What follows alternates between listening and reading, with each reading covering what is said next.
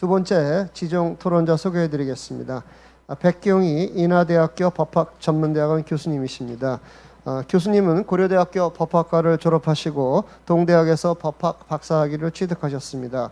오랫동안 의료 전문 변호사로 활동을 하셨기 때문에 실무와 또 학계의 이론을 두루 섭렵하신 분이십니다.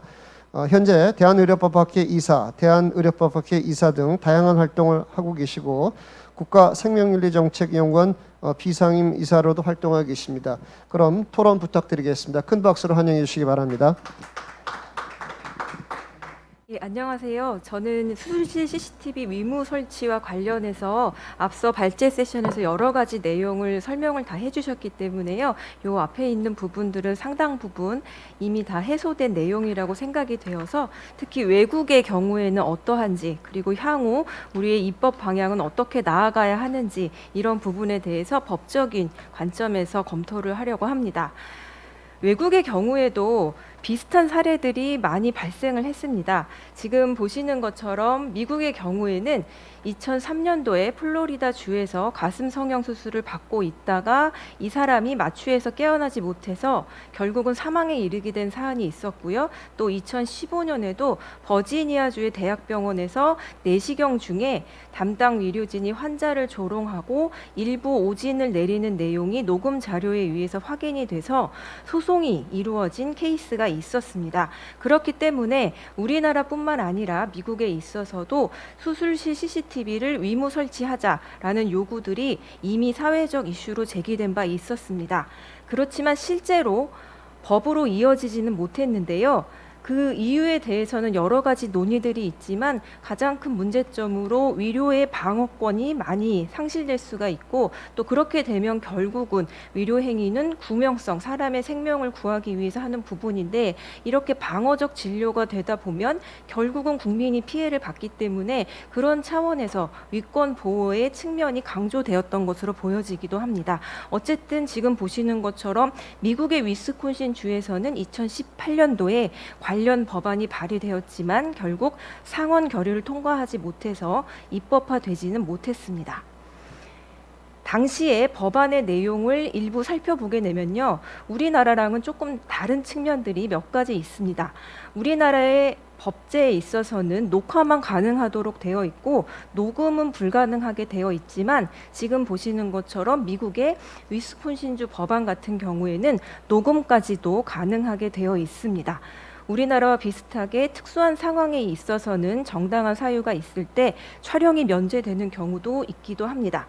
그리고 특이한 것은 우리나라는 그 영상에 들어가 있는 모든 사람의 동의가 있어야지만 열람이 가능하거든요. 물론 수사기관이라던가 법원 그리고 중재원 같은 경우에는 해당하는 부분을 열람할 수 있지만 그 외의 경우는 해당하는 위료인과 환자 이쪽에 동의가 모두 있어야지만 열람이 가능합니다.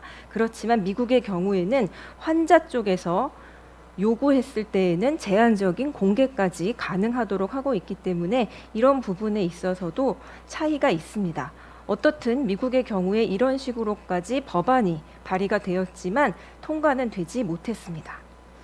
다음으로 캐나다의 경우에도 역시 비슷한 여러 가지 사례들이 있었기 때문에 수술실 CCTV에 관한 의무적 법제화가 논의된 적은 있었습니다. 그러나 여전히 여러 가지 부분에 있어서 아직은 해당하는 부분을 법으로 만들기에는 성숙되지 못하였다라는 내용이 들어가 있기 때문에 결국은 의무적 법제화에는 성공하지 못했습니다.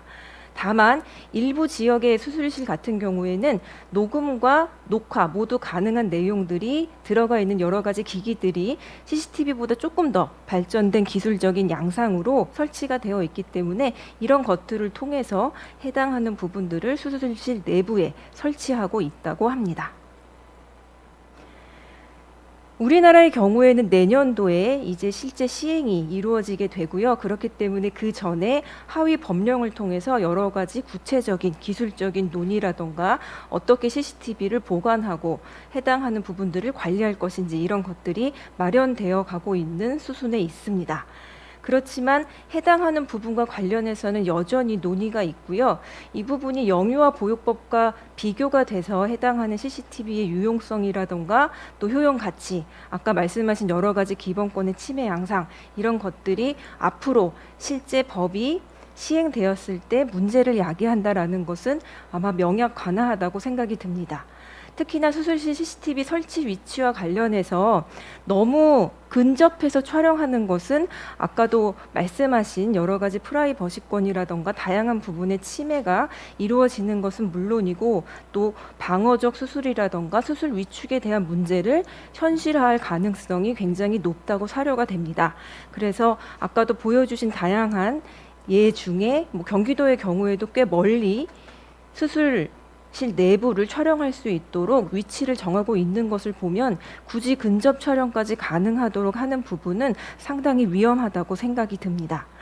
그리고 어느 정도 식별이 가능한 선에서만 해야지만 여러 가지 인권적인 측면에서 발생할 수 있는 위험도 사전에 차단할 수 있으리라 생각이 듭니다.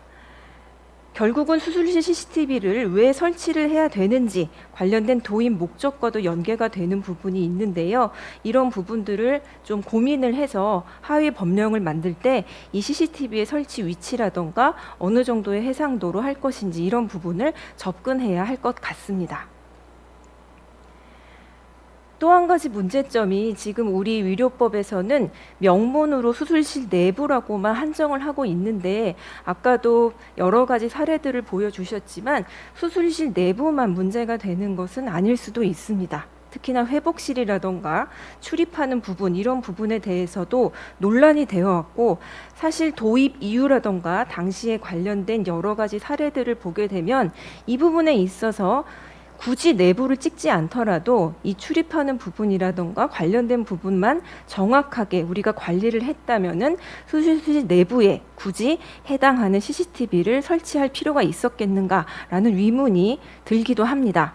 어떻든 법이 이제 현실화되는 만큼 일단은 해당하는 법 제도를 활용을 해보고 어떤 것들이 보완되어야 할 것인지를 확인해 봐야겠습니다만 일단 우리가 유념을 해야 될 부분은 여러 가지 인권과 기본권의 침해 속에서 이러한 부분들을 어떻게 조정할 것인지입니다. 그리고 아울러 만약에 그런 부분들을 굳이 심도 깊게 침해하지 않더라도 우리가 가능한 다른 방법이 있다면 대안 역시도 그 과정에서 찾아야 할 것이라고 생각이 듭니다. 예, 이상입니다. 감사합니다. 네, 백경희 교수님께서는 미국과 캐나다의 사례를 말씀해 주셔서 우리가 좀 참고할 부분이 있는 것 같습니다. 그리고 이 CCTV 법의 목적이 무자격자, 공장식 성형, 성범죄 예방이라는 그런 목적에 한정해서 하는 것이 좀 합당하지 않겠냐라는 의견을 제시해 주셨습니다.